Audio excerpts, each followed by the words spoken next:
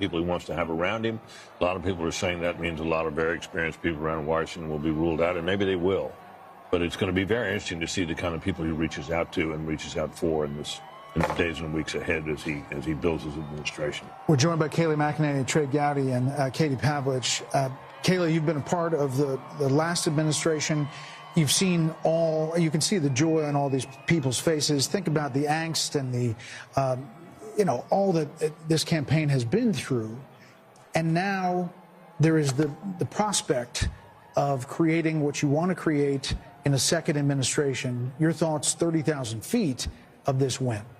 Indictments, 2 assassination attempts, an unlikely come-from-behind victory, and history is made tonight. This is a huge moment, particularly because this is a tectonic shift of the Republican Party. If all of this exit polling is true, you now have black voters, Latino voters, young voters coming in a way that we haven't seen the party bring in a very long time, and that's due to former President, now soon to be current President Trump.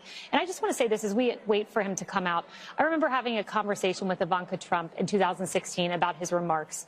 And before he went out to give those remarks, he had speech A and speech B. Speech A was a more boisterous Trumpian speech. Speech B was a speech full of unity. And he looked up, Ivanka said, saw the faces of crying Hillary voters. He ripped up the boisterous speech and said he wanted to heal the nation. And the first words he said were an appreciation for Hillary Clinton, for her service to our country. And then he said, now it is time for America to bind the wounds of division. And he said, we are a party of all races, creeds, and religions. That is more true tonight than it was 8 years ago. And I fully expect President Trump right now is maybe ripping up that more boisterous speech and preparing to unite the country. It's an amazing message. I hope Kayleigh's right. I hope you're right. And we're going to get a chance to see here in a minute. Trey Gowdy said something on your show the other day about how one of the things that you hope also is they're a little more prepared this time. They've got a great transition team, and they're going to need it. And I hope that there are a lot of people who want to go in and be helpful. Trey? Yeah, I think his transition team has done a wonderful job vetting potential candidates. And to Kayleigh's point, I think a liberated Donald Trump, he's never going to be on the ballot again. This is his last term. I think, Harold, he will surprise his detractors. I think he will be not anything like what his detractors have described him as being now that he is liberated. If I'm wrong, you can hold me to that. I hope you're right. I think he will. A liberated Donald Trump is going to shock his detractor. He has said that the assassination attempts had an impact on him.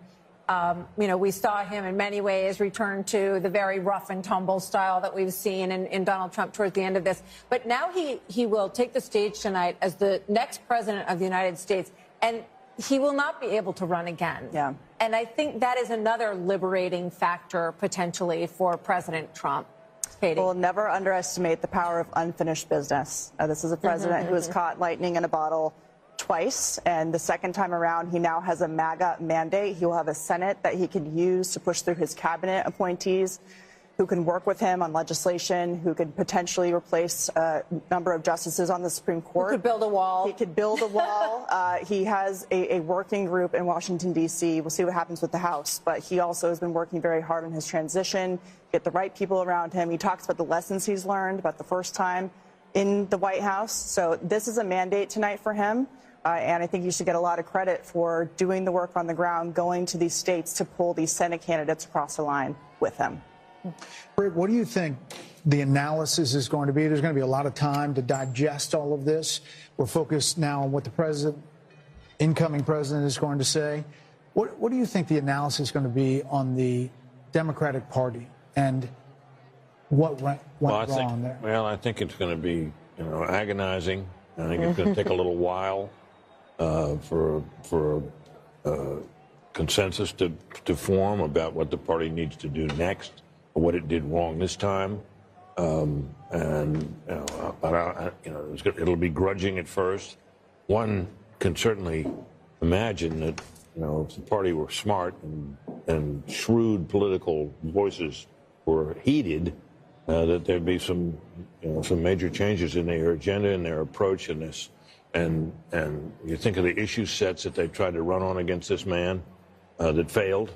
They need to reconsider all of that. And I think it'll take a while. Now, our colleague and friend Mark Halperin who's been very astute this particular cycle, he thinks there's going to be blood in the streets and people are going to be hysterical. I hope not, but it could happen. Dana? I am really looking forward to reading some of the stories, probably with a lot of anonymous sources amongst Democrats with the recriminations, and it's going to be fast and furious. And you will have people saying that Joe Biden should have dropped out the day after, not dropped out, but said he was not running for re-election on the day after that midterm in 2022, and either endorsed her or said, let there be a primary, and Dr. Jill Biden, there will be thoughts about her, and I wonder how chilly that White House is going to be for the next 90 days as they try to figure it out. And let me just say that as Vice President of the United States, Kamala Harris will certify the election results on January 6th. A lot of irony in that moment. Harold, your thoughts? This is how our country is organized, and it's a great education, I think, for people who had very high passions in this race. There are Democrats who were fervently for Joe Biden. He performed poorly during a debate, and the party switched to Kamala Harris, and there was genuine excitement, I think, built over a period of time. And some of that excitement was an aversion and almost a dislike and a disdain for Donald Trump. But I hope it's a moment that we can all grow from, because if we don't, not in a selfish, partisan way, Democrats won't progress. And I don't think you can fly and soar as a great country unless you have both wings working together. And President Trump, tonight, I'm going to be interested in that tone, Kayla. I was reminded of your words, reminded of what you said as you shared it. I remembered that story. And I hope and pray for the country tonight that President Trump, who has every right to be joyful, every right to celebrate, will give a speech with that tone tonight that in many ways could help him do all of the things that he campaigned on in this campaign. What does this mean for the never-Trumpers, who are Republicans, and the Lincoln Project people, and Bill Kristol, and people like that who seem to abandon everything they'd ever previously believed in order to oppose Donald Trump? Kellyanne? We'll get to the never-Trumpers soon enough, and the hundreds of millions of dollars wasted on them. Look, Donald Trump won this on policy and personality. I don't want to be remiss here. He is talking about energy independence, manufacturing, an economy where everybody is working, no new foreign wars, getting out of the entanglements we currently have, respecting and resourcing law enforcement, border patrol, military. And by the way, friends, we don't get those policies without that personality. What did we hear during the Republican primaries? I want Donald Trump's policies without his personalities. Good luck with that. You don't get this strength and this resolve and this toughness. You don't get those policies without that. But I want to say this. It's on this phone that Huma Abedin placed the call 2:30 a.m. on November 9th, 2016. And on the other line was Secretary Clinton to concede the race to Donald Trump on my phone. I handed it to him, and I said to Vice President-elect Mike Pence, make sure Hillary actually concedes. She did. And President Trump was gracious to them, too. Yep. They came to the luncheon at the Capitol after the inauguration. The Obamas and the Clintons were there. I was there to see it myself. And then something just changed. The Washington Post said, let's impeach him at noon, 2 minutes after he's inaugurated. Melania wrote about this in her book. So, Harold, I hear you. I hope everybody can unify. But I got to tell you, my friend, I think it starts with your party and not mine. Fair enough. They had this guy in a courtroom. He's not an indoor cat. I get it. They had him in a courtroom. They have him impeached. They have him. And whether people think that was justified or not, now is a good time to respect the will of the people. Forget about us, the will of the people. I agree with you. I'm just saying be a gracious winner and let's move the country forward. I agree. And I know you will. That was my only point. I heard a gracious winner today when I talked to him. I really did. He's known for a while. I wrote a piece on FoxNews.com October 11th saying he's going to have a narrow landslide.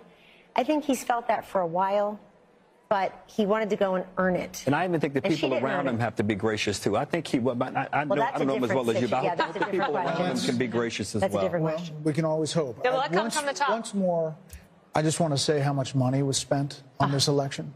$15.9 billion worth of bill. Wow. B, if you spend $1,000 a day for 2,740 years, that would be $1 billion. It was 16 times that. What has been spent on every race, the presidency, the whole deal. $16 billion. And here we are. What is that, a And when check you you can look write at to for every American? What did you About say? $50. It's about 40. I want my $50. But I just want to say, every presidential race has a medium. You know, you go back to television, cable. Yeah. This was, in some ways, a podcast experience of a campaign. And those are free to go on podcasts. And you wonder how much of that money really needed to be spent when there's a lot of ways to reach people. But I think it's really interesting and something we'll be talking about a lot in terms of the reach of these endorsements. You know what I was struck by? The Rogan final and Musk and the rest of them. The final ads where they were excellent. They talked about making America great again, but then ending with the assassination attempt and that fist in the air, the iconic image, and the fight. Absolutely. Warrior president. And it worked. Yep. Right. Yeah, toughest son of a gun we ever saw. And that was the last note we see in that ad. And I think, for whatever you think of the guy, you got to admire that. Yep. I mean, the adversity that he's faced, everything we've seen in other presidencies and other political figures who've gone through all kinds of trouble are pale in comparison to what he's been put through. No, maybe it's time for his enemies to stop it. Not only that, but the energy that he has is truly amazing. He's the Energizer Bunny. Let's check in with Aisha Hasni, speaking of the Energizer Bunny, at Trump headquarters in West Palm. Aisha, this has been a big night all night long. I'm sure it's really getting fever pitch now. A big night, Brett and Martha, a long campaign for the former president, for all of us, the press corps that have been following him around now for more than a year. The crowd went absolutely nuts when Fox News called it here, and people were hugging each other, they were high-fiving each other, that people were on FaceTiming. I think they couldn't believe it that this happened tonight and they didn't have to wait days and days and days. We are now awaiting the former president to take the podium. He is here in the building, as is his running mate, now Vice President-elect J.D. Vance. They're backstage. We were told they were going to come out as soon as the election was called, and so now we're just waiting. We asked for a 2-minute warning. I don't know if we're going to get one, but hopefully we will see him soon. And so I just want to add a little bit of perspective, just as a Capitol Hill reporter that's been covering the former president for a while. When I came to Congress 3 years ago, talked privately with many powerful Republicans who did not want to see the former president back in Washington, and then to see the legal battles that he went through and Republicans having to stand up for him.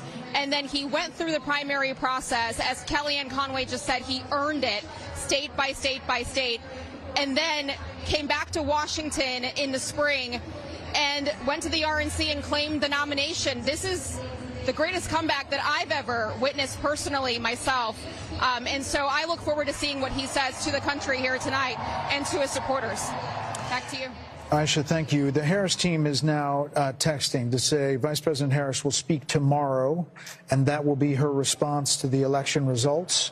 That's all we have from the Harris team, which is really strange. I mean, from a PR perspective, Dan? No, I also just think it's a shame, because I remember when John Kerry did this to George W. Bush in 2004, and you work so hard, and I know that they're disappointed, but you should concede and let your opponent have their election night, and let everybody that's there at Trump, at Mar-a-Lago, where are they? They're in Palm Beach. They're in West Palm, at the convention center. At the convention center, let them have their moment without anyone. I remember Andy Card had to come in and say, well, yes, we know we won, but we have to wait until John Kerry concedes, and then we all had to traipse back in the next morning and wait, and you don't get that moment. I don't think it's right. And that's not to say there's not going to be a phone call. There could be a phone call tonight, but she's not going to speak publicly. If there's a phone call, they have to make it public. And then nobody needs to hear from her. So if I were her, I would do it tonight. I mean, they had that whole setup in front of Howard University. It's all for people who were already there. Everybody was there, and it does feel like you want to just collect the moment and do it the way that people used to. They were holding out hope. They were holding out hope that the blue wall could somehow come together, but it's going to be a red wall. 90 minutes before that, they were told to go to bed. Yeah. I got that text.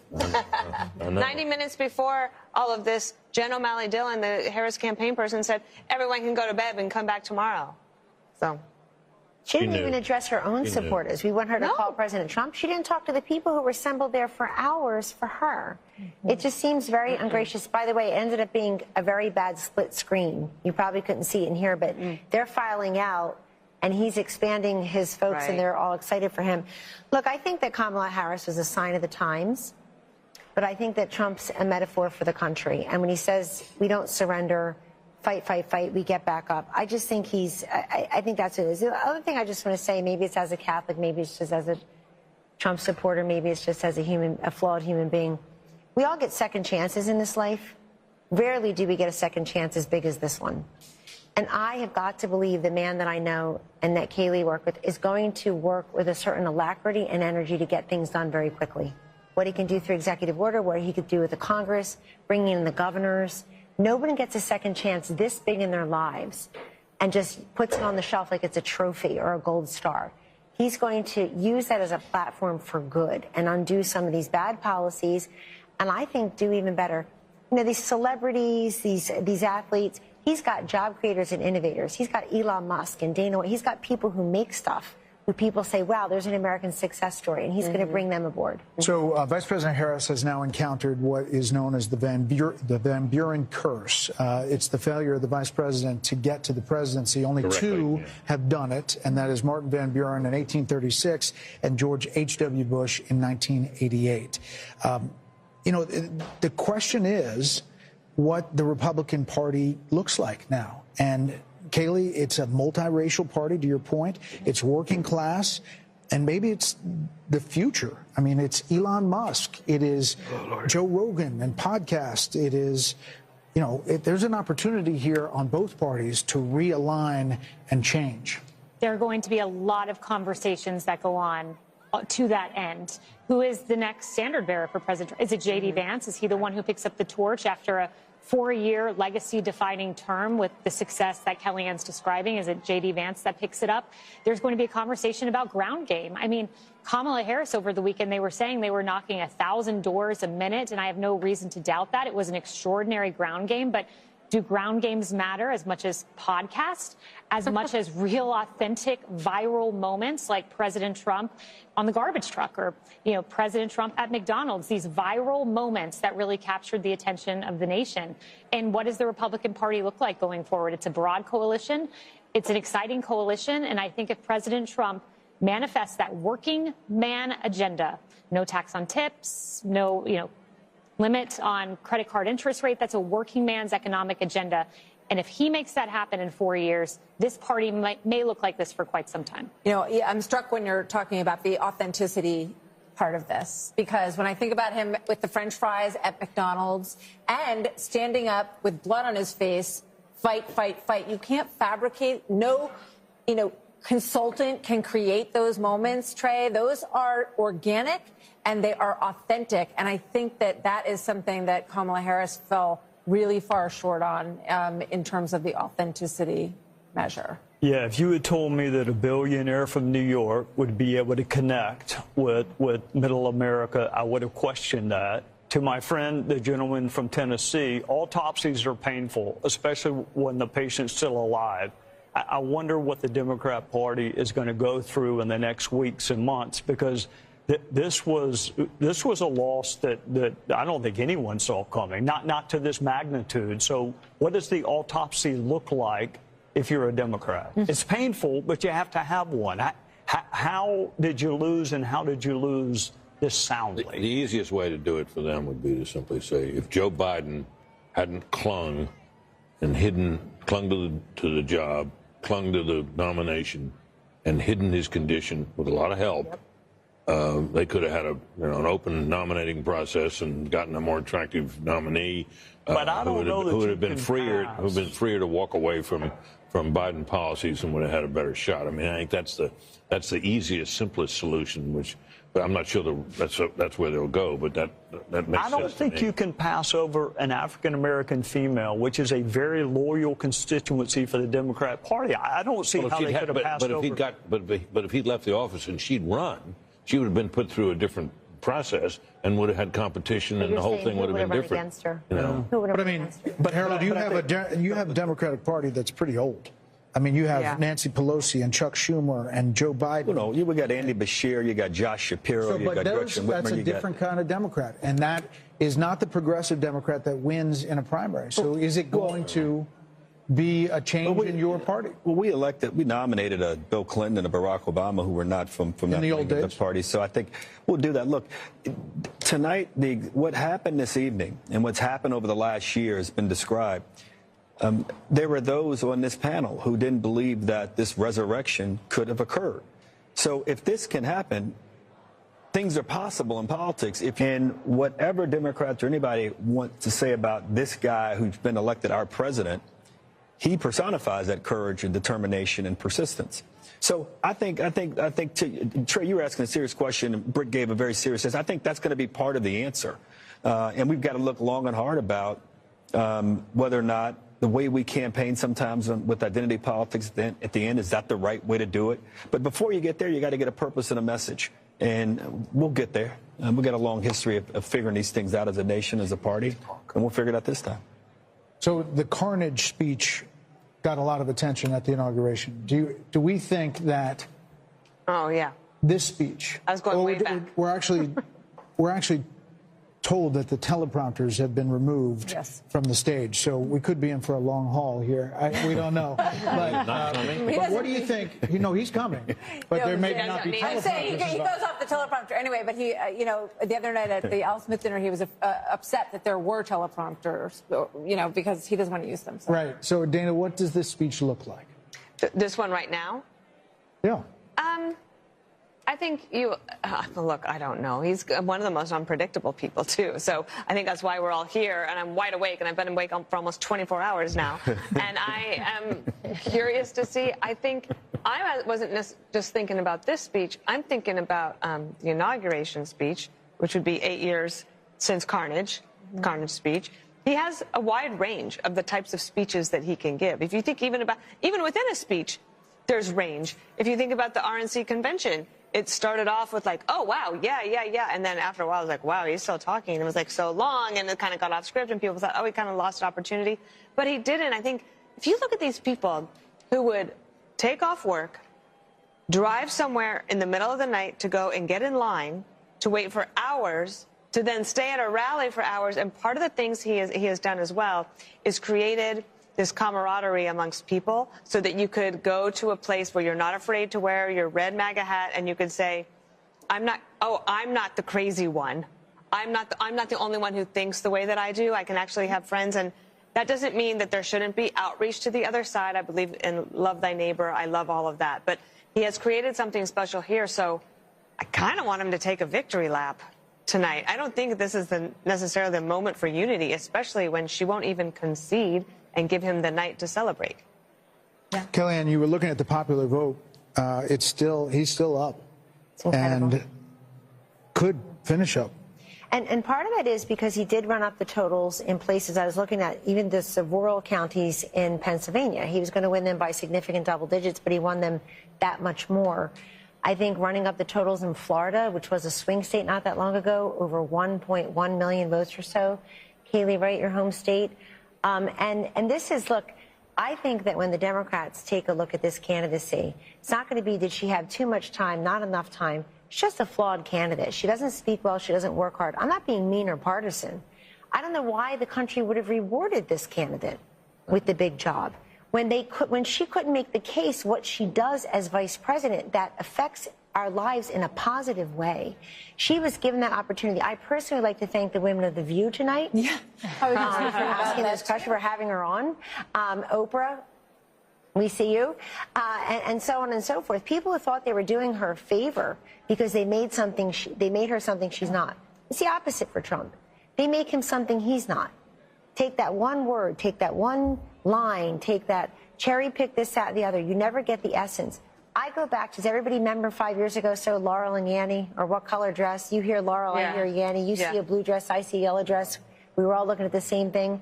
That's the way Donald Trump is in this country. There are people who look exactly the same person, and they see two different vistas. I think it's time that we try to see one. Look, I don't know who said it earlier. I'm a little worried about the reaction of the Democrats and the Kamala people here. I'm very worried. I think that there are a lot of unhinged people across across the political spectrum.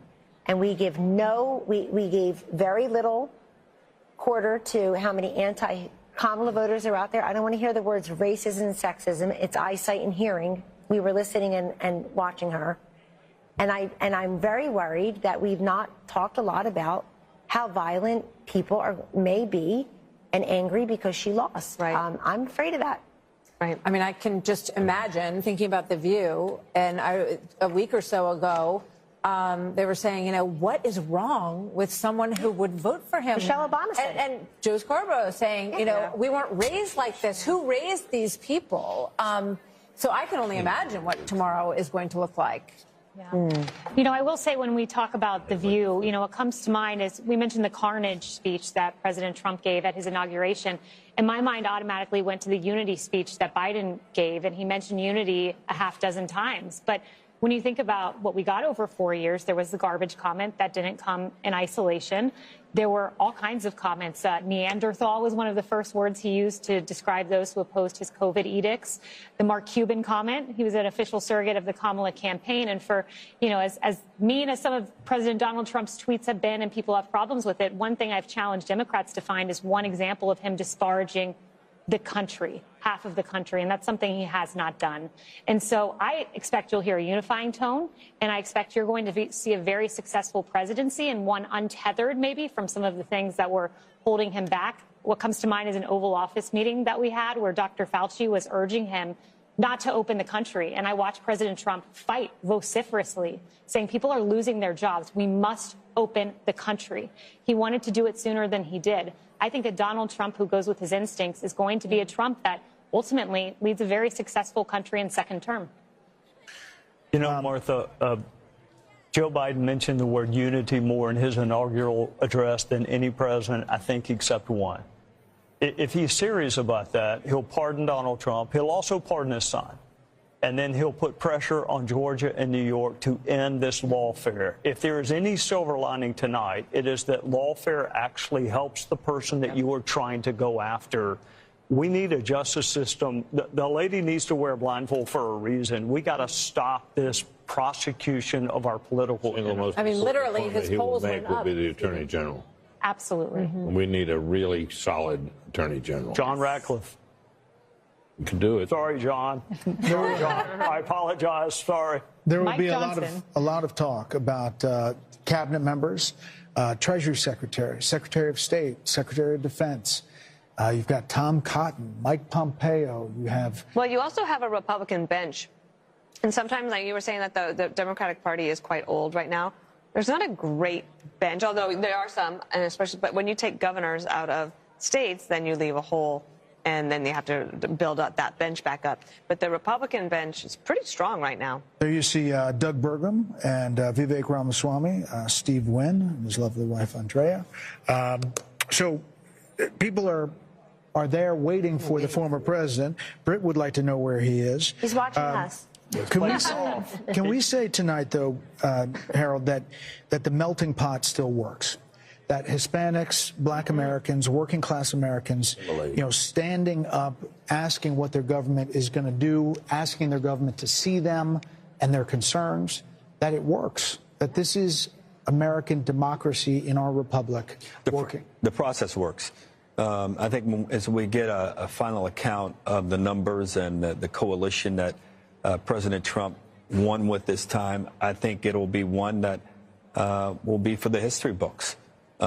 President Bush, I think, got 40+% of the Hispanic vote. George Bush, W. Bush, and it looks like President, at least the preliminary numbers suggest that. But as much as we talk about the unconventional aspect of this was conventional also. People believed him. He resonated with voters. He resonated with communities, rural communities, urban communities, suburban communities across the country. And I congratulate him tonight. I didn't want him to win, but I congratulate him on his victory and wish him the best for my country. And I can only hope that the concerns that are articulated by my dear friend Kellyanne, that they're not realized. I hope that my party and my friends, and for that matter, Republicans alike, that we're all able, once we get past the moment here, the 24 hours of excitement and joy and celebration, to understand that what we're really celebrating is the greatest experiment to have ever come to existence. It'll celebrate 250 years of its own existence in 2026. So those are my thoughts, Brett. I'm struck by the issue that of abortion because it was talked about so much, and it was presented as if, you know, you're a woman and you are not going to support her, then you hate all women. They said that husbands, were hateful towards their wives and the women in their lives if they didn't support this candidate. And I think it just goes to show that that kind of, manipulating, it doesn't win and people narrow casting us based on our gender. I think Kamala Harris was talking to us from the waist down, and I think Donald Trump was talking to us from the waist up as well. That's where my eyes, my ears, my heart, my brain, and my big mouth are. So, I mean, you got to talk to the woman in full. It's as if she doesn't know anything about the economy, or she doesn't care about what's going on in Ukraine or Israel or with Iran, or can't do the math on her grocery bill. It's an insult. Of course people care, but we care about many things. Just as we are not monolithic in life, we're not monolithic thinkers politically. But, Martha, something else happened. They put these ballot initiatives on to try to gin up turnout. That's right. They for did. the Democrat. And they did that, and it kind of backfired. Look at this popular vote, and it backfired. The other thing is, if you've got 10 abortion ballot initiatives, you can vote your conscience on abortion, and you can vote separately or similarly for president. Yeah, we're the seeing presidential race was not a proxy for your position on abortion. By the way, somebody sent me the statistics. Over $500 million spent on ads about abortion. $500 million in this country out of the $16 billion Brett is talking about. $37 million for pro-lifers. The rest was the pro-choicers. I mean, it's just insane amount of money. So we've spent a lot of time talking about markets tonight and with the betting markets. Trey, at this point, it's at about 66% that Republicans hold on to the House as they're ticking down the possibilities, and they look at these coattails with not only the popular vote, but what could be and is shaping up to be an electoral college landslide. Should he control the White House, the Senate, and the House, like he did at the beginning of 2016, the possibilities open to a lot of things. Yeah, I was there in 2016, and we had everything but an agenda. That mistake will not be made this time. He will deal with the border. He will deal with tax is coming up. There is a plan being formulated by Mike Johnson right now, and John Thune or John Cornyn or whoever becomes the majority leader. The mistakes of 2016, I think we were surprised that he won. I'm not saying he was surprised, but others were surprised. The other thing I would remind you, Brett, when he won in 2016, do you recall what he said about Hillary Clinton? She's been through enough. There was a lot of pressure to prosecute her. He said she's been through enough. I wish my Democrat friends would say the same thing about him and say enough is enough. Drop the cases in New York and Georgia. Biden shouldn't wait on Donald Trump to end these federal cases. They should be ended by Joe Biden. If you really want unity, then quit using lawfare to divide the country. Quit using the justice system to try to win political races. We are still following these Senate races, and as we wait for the former president, by the way, there's Nigel Farage there talking in the crowd there. Britt, this is remarkable in that some of these races were not even suspected to be close. Expected to be close. Mike Rogers, he was a long shot at one point against Alyssa Slotkin. Good candidate. In Michigan, good candidate. Strong candidate. Former chairman of the House Intelligence Committee. Right. Attractive guy. But Sam Brown was left, essentially, he was not going to win. He was not on anybody's list. Nope. Likely switch. Not getting much money or attention. No, I think he's a competent candidate. Once again, we have. By the way, there's Sam Brown right there, 48.1 to 47.2, 80% in over Jackie Rosen. It renews our understanding that candidate quality matters. Yep. In this cycle, Republicans in the Senate races in particular fielded some pretty darn good candidates that gave them a shot in states where Republicans often face an uphill battle.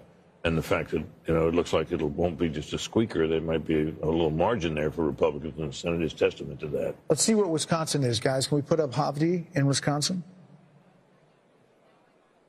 Standing. Ladies and gentlemen, please welcome President-elect Donald J. Trump, First Lady Melania Trump, and the Trump family, accompanied by Vice President-elect J.D. Vance, Second Lady Usha Vance, along with friends and campaign staff. And I'm proud to be an American, where at least I know I'm free.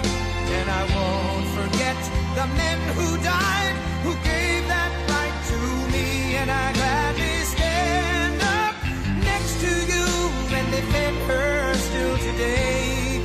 'Cause there ain't no doubt I love this land.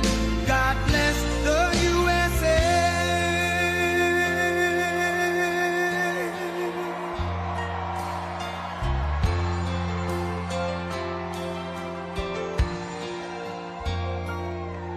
From the lakes of Minnesota to the hills of Tennessee, across the plains of Texas, from sea to shining sea, from Detroit down to Houston and New York to LA, where there's pride in every American heart, and it's time we stand and say that I'm proud to be an American, where at least I know I'm free.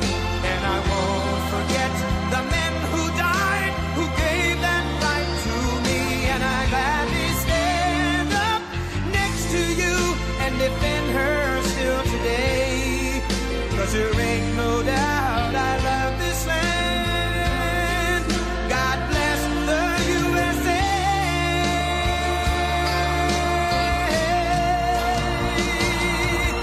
And I'm proud to be an American, where at least I know I'm free. And I won't forget the men who died, who gave that right to me. And I gladly stand up next to you and defend her still today. 'Cause there ain't no doubt I love this land. God bless the USA.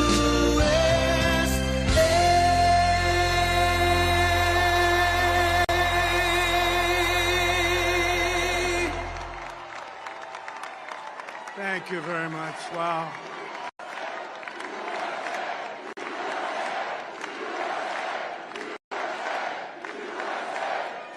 These are our friends. We have thousands of friends on this incredible movement. This was a movement like nobody's ever seen before. And frankly, this was, I believe, the greatest political movement of all time. There's never been anything like this in this country, and maybe beyond. And now it's going to reach a new level of importance, because we're going to help our country heal. We're going to help our country heal. We have a country that needs help, and it needs help very badly. We're going to fix our borders. We're going to fix everything about our country. And we made history for a reason tonight, and the reason is going to be just that. We overcame obstacles that nobody thought possible, and it is now clear that we've achieved them. It is now clear that we've achieved the most incredible political thing. Look what happened. Is this crazy?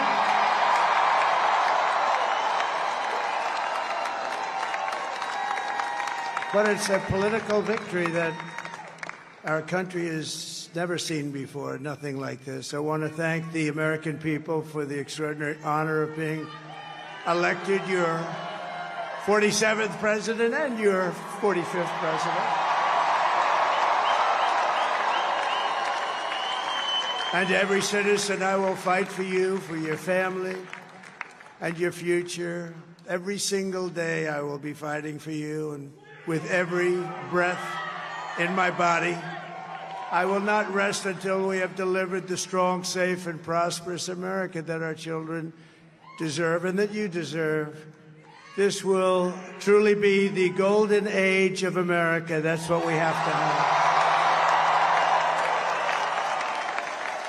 This is a magnificent victory for the American people. that will allow us to make America great again. Oh, we're gonna do it. And in addition to having won the battleground states of North Carolina, I love these places, Georgia, Pennsylvania, and Wisconsin, we are now winning in Michigan, Arizona, Nevada, and Alaska, which would result in us carrying at least 315 electoral votes. But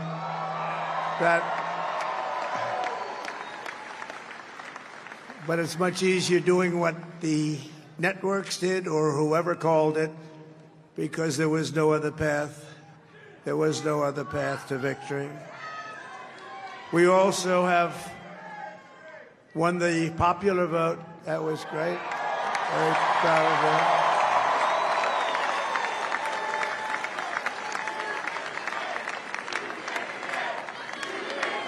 Thank you.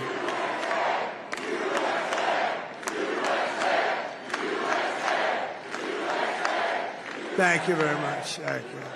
Now, winning the popular vote was very nice, I will tell you. It's a great feeling of love. We have a great feeling of love in this very large room with unbelievable people standing by my side. These people have been incredible. They've made the journey with me, and we're going to make you very happy. We're going to make you very proud of your vote. I hope that you're going to be looking back someday and say that was one of the truly important moments of my life when I voted for this group of people beyond the president, this group of great people. America has given us an unprecedented and powerful mandate. We have taken back control of the Senate. Wow, that's good. And the Senate races in Montana, Nevada, Texas, Ohio, Michigan, Wisconsin, the great Commonwealth of Pennsylvania, were all won by the MAGA movement. They helped so much. And in those cases, every one of them, we worked with the senators. They were tough races. And I mean, the number of victories in the Senate was absolutely incredible. And we did tele-rallies. We did tele-rallies with each one of them. And sometimes we did 2 or 3 and it was amazing to look at all of those victories. Nobody expected that, nobody. So I just wanted to thank you very much for that. And you have some great senators and some great new senators. And it also looks like we'll be keeping control of the House of Representatives.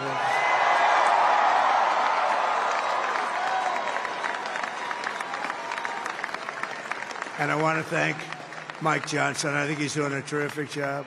Terrific job.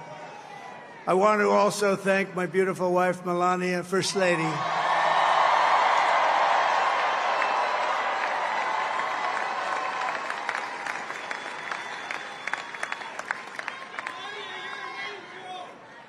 Who has the #1 best-selling book in the country. Can you believe that?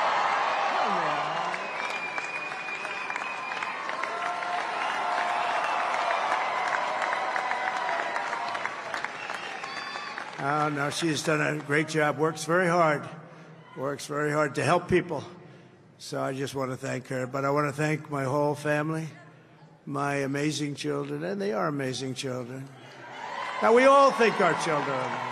Everybody here thinks their children are amazing, but that's a good thing when you think they are.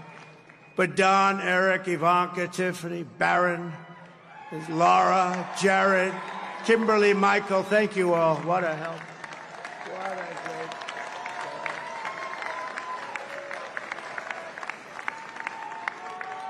My father-in-law, Victor, is tremendous, and we miss very much Melania's mother, Amalia.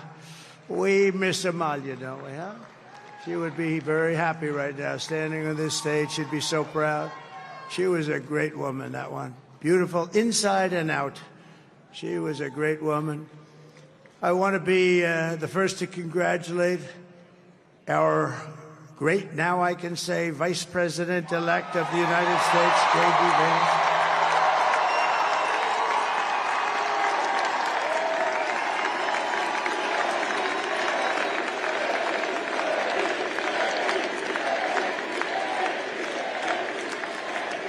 And his absolutely remarkable and beautiful wife, Usha Vance.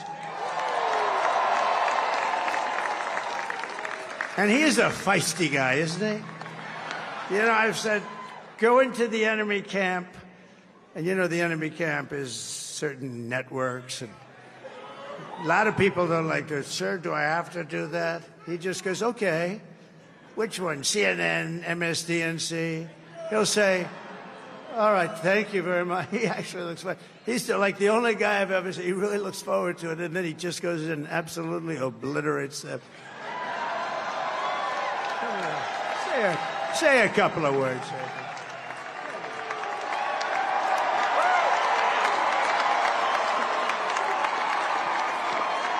Wild.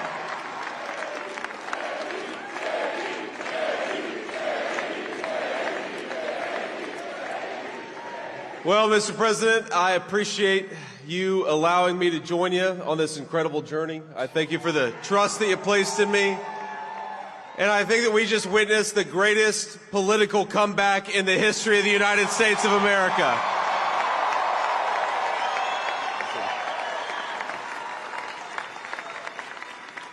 And under President Trump's leadership, we're never going to stop fighting for you, for your dreams, for the future of your children. And after the greatest political comeback in American history, we're going to lead the greatest economic comeback in American history under Donald Trump's leadership.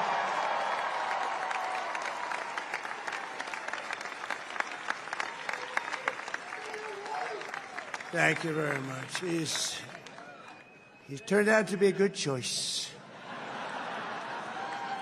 I took a little heat at the beginning, but he was, I knew the brain was a good one, about as good as it gets.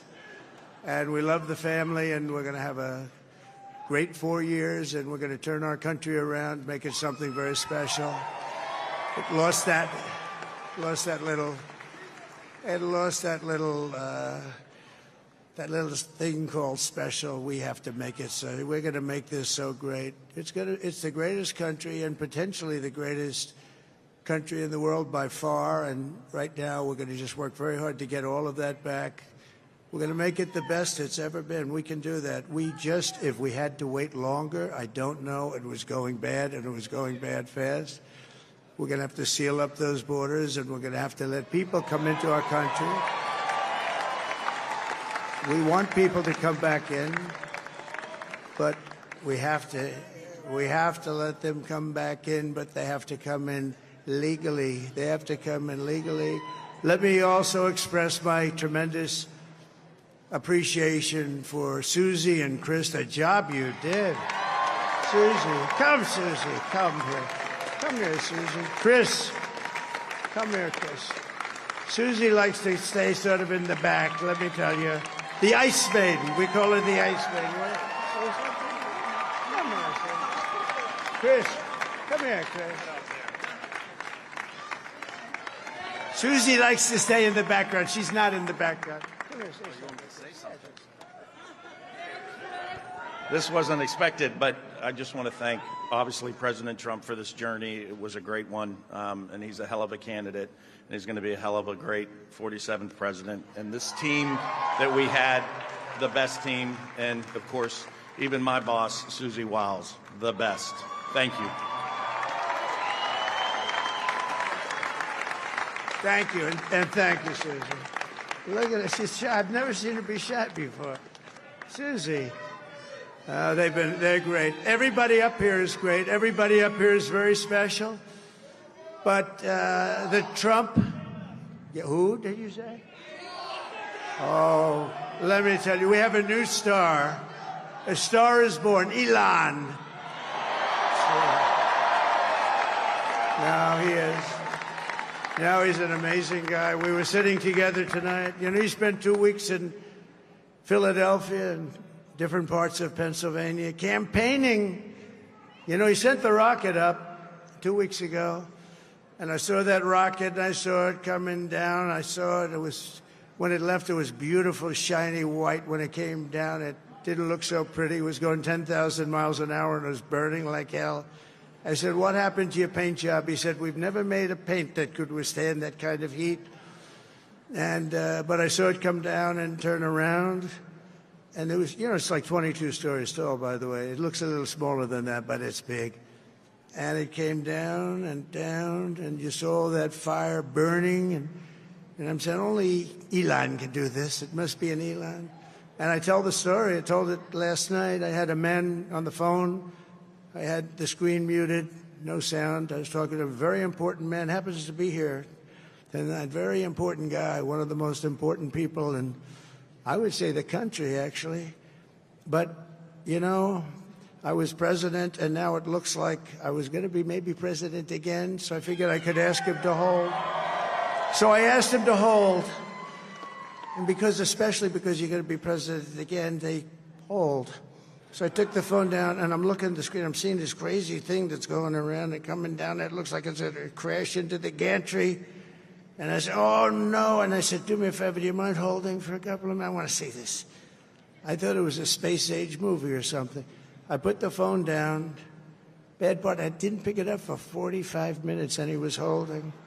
But this spaceship came down, and I saw those engines firing, and it looked like it was over. It was going to smash, and then I saw the fire pour out from the left side, and it put it straight, and it came down so gently, and then it wrapped those arms around it, and it held it, and just like you hold your baby at night, your little baby. And it was a beautiful thing to see, and I called Elon. I said, Elon, was that you? He said, yes, it was. I said, who else can do that? Can Russia do it? No. Can China do it? No. Can the United States do it other than you? No. Nobody can do that. I said, that's why I love you, Elon. That's great. And you know, when we had the tragic Hurricane Helene, and it hit North Carolina, they were really devastated, the water. This was a big water, as big as we've ever seen, water hurricane. It built lakes out of nothing. Fields became lakes, and the danger was unbelievable. And the people from North Carolina came to me and they said, would it be possible, at all possible, for you to speak to Elon Musk? We need Starlink. I said, what's Starlink? It's a form of communication. So I called Elon, and I'll tell you what, he had, and it was very dangerous. People would die. They had no communication. All the wires were down. I called Elon Musk. I said, Elon, you have something called Starlink. Is that right? Yes, I do. What the hell is it? He said, it's a communication system that's very good. I said, Elon, they need it really, really badly in North Carolina. Can you get it? He had that there so fast. It was incredible. So, and it was great. It saved a lot of lives. He saved a lot of lives. But he's a character. He's a special guy. He's a super genius. We have to protect our geniuses. We don't have that many of them. We have to protect our super geniuses. I want to thank some of the guys. You know, we have up here today the U.S. Open champion. He's a fantastic golfer. Slightly longer than me. It's a ball, a little bit longer than me. Just a little bit. Bryson DeChambeau is up here someplace. What happened to Bryson? Where is he? Bryson. Oh, he was shot. He's hitting balls. Oh, he's on the way. He's hitting balls. Bryson. Oh, look at him.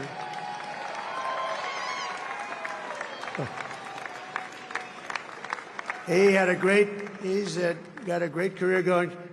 Great U.S. Open, Bryson. That's a fantastic job. And we also have a man, Dana White, who has done some job. He's a tough guy.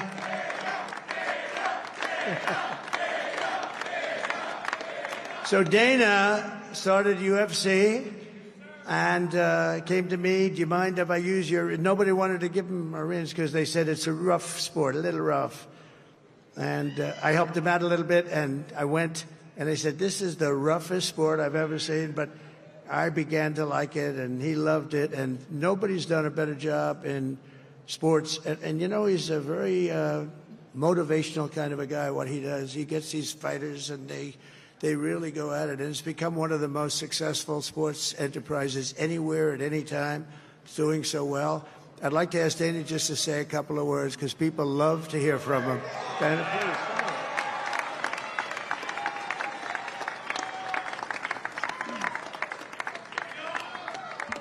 Nobody deserves this more than him, and nobody deserves this more than his family does. This is what happens when the machine comes after you. What you've seen over the last several years, this is what it looks like. Couldn't stop him. He keeps going forward. He doesn't quit. He's the most resilient, hard-working man I've ever met in my life. His family are incredible people. This is karma, ladies and gentlemen. He deserves this. They deserve it as a family. I want to thank some people real quick. I want to thank the Nelp boys, Aiden Ross, Theo Vaughn, Bussin' with the Boys, and last but not least, the mighty and powerful Joe Rogan. And thank you, America. Thank you. Have a good night.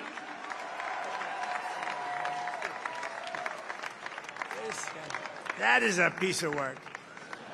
No, he's really an amazing guy. But most of all, I want to thank the millions of hardworking Americans across the nation who have always been the heart and soul of this really great movement. We've been through so much together, and today you showed up in record numbers to deliver a victory like like no other. This was something special, and we're gonna pay you back. We're gonna do the best job. We're gonna turn it around. It's got to be turned around. It's got to be turned around fast, and we're gonna turn it around. We're gonna do it in every way, so many ways, but we're gonna do it in every way. This will forever be remembered as the day the American people regained control of their country.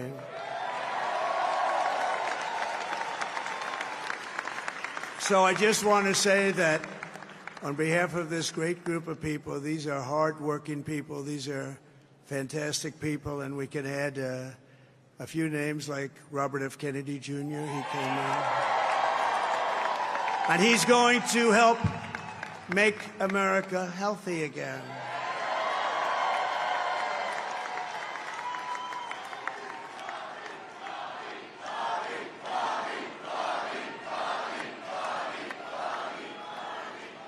And now he's a great guy, and he really means it. He wants to do some things, and we're going to let him go to it. I just said, but, Bobby, leave the oil to me. We have more liquid gold, oil and gas. We have more liquid gold than any country in the world, more than Saudi Arabia. We have more than Russia. Bobby, stay away from the liquid gold. Other than that, go have a good time, Bobby. We're going to be paying down debt. We're going to be reducing taxes. We can do things that nobody else can do. Nobody else is going to be able to do it. China doesn't have what we have. Nobody has what we have. But we have the greatest people also. Maybe that's the most important thing. This campaign has been so historic in so many ways. We've built the biggest, the broadest, the most unified coalition. They've never seen anything like it in all of American history. They've never seen any young and old, men and women, rural and urban. And we had them all helping us tonight. When you think, I mean, I was looking at it, I was watching it. They had some great analysis of the people that voted for us. Nobody's ever seen anything like that. They came from all corners, union, non-union, African American, Hispanic American, Asian American, Arab American, Muslim American. We had everybody, and it was beautiful. It was a historic realignment, uniting citizens of all backgrounds around a common core of common sense. You know, we're the party of common sense. We want to have borders. We want to have security. We want to have things be good, safe. We want great education. We want a strong and powerful military, and ideally we don't have to use it. You know, we had no wars. 4 years we had no wars, except we defeated ISIS. We defeated ISIS in record time, but we had no wars. They said, he will start a war. I'm not going to start a war. I'm going to stop wars. But this is also a massive victory for democracy and for freedom. Together, we're going to unlock America's glorious destiny, and we're going to achieve the most incredible future for our people. Yesterday, as I stood at my last stop on the campaign trail, I'll never be doing a rally again. Can you believe it?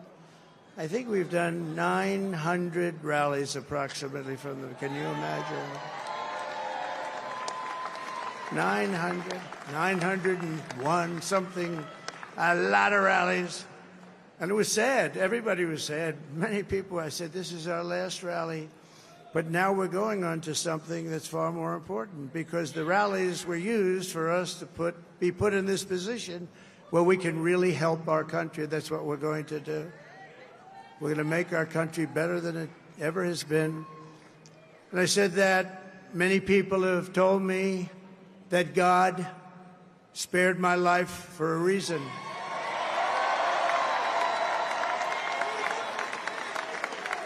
And that reason was to save our country and to restore America to greatness. And now we are going to fulfill that mission together. We're going to fulfill that mission. The task before us will not be easy, but I will bring every ounce of energy, spirit, and fight that I have in my soul to the job that you've entrusted to me. This is a great job. There's no job like this. This is the most important job in the world. Just as I did in my first term, we had a great first term, a great, great first term. I will govern by a simple motto: promises made, promises kept. We're going to keep our promises. Nothing will stop me from keeping my word to you, the people. We will make America safe, strong, prosperous, powerful, and free again. And I'm asking every citizen all across our land to join me in this noble and righteous endeavor. That's what it is. It's time to put the divisions of the past 4 years behind us. It's time to unite. And we're going to try. We're going to try. We have to try. And it's going to happen. Success will bring us together. I've seen that. I've seen that. I saw that in the first term when we became more and more successful. People started coming together. Success is going to bring us together, and we are going to start by all putting America first. We have to put our country first for at least a period of time. We have to fix it. Because together we can truly make America great again for all Americans. So I want to just tell you what a great honor this is. I want to thank you. I will not let you down. America's future will be bigger, better, bolder, richer, safer, and stronger than it has ever been before. God bless you, and God bless America. Thank you very much. Thank you. Thank you very much.